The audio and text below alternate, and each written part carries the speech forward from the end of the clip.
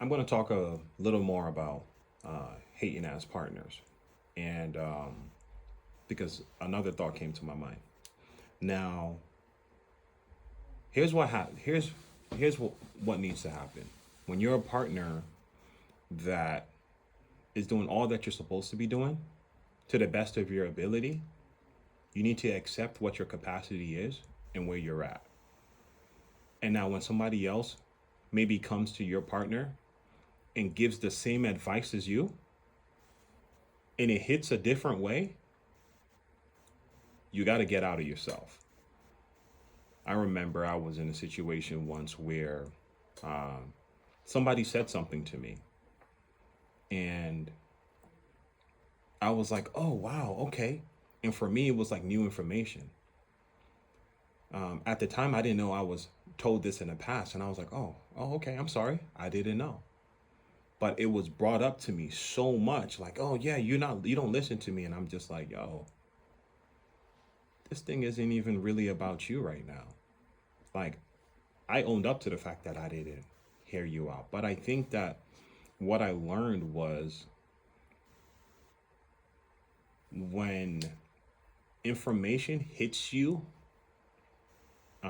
in a stronger capacity from someone outside of your partner, some people begin to take that as a personal thing. And it's not inherently personal. The delivery of the message and the impact of the message hits harder or differently. It doesn't diminish what it is that you're doing, it doesn't diminish who you are. And as a partner, you should be more grateful, not more grateful. As a partner, you should be grateful that the information, whatever is happening. Be grateful for that's happening. Everything doesn't have to come through you. You don't have to be the pipeline for everything. And you need to be satisfied with what you're able to do. And I believe that if you really want success for somebody, you'll be happy either way. If my homie is doing good and I told him something and he told me something a million times or I told him something a million times, and then you know what? I'll give you an example. Straight off the dome. I remember back in the day, I was growing up. I used to try to invite some homies to church. They'd be like, "Man, I'm not going there. I'm not going with you. Whatever, whatever, whatever." Boom. The day they get one of these little ratchet girls or just somebody ratchet, guess what? Guess where they are? They're in church.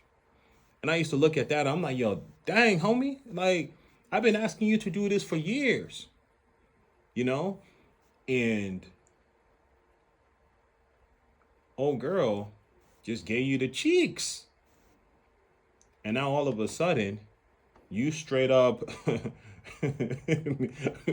you straight up, Mister. I'm a tithes every week. I'm hitting the church. I'm trying to pass around the offering plate. I'm about to be a church greeter.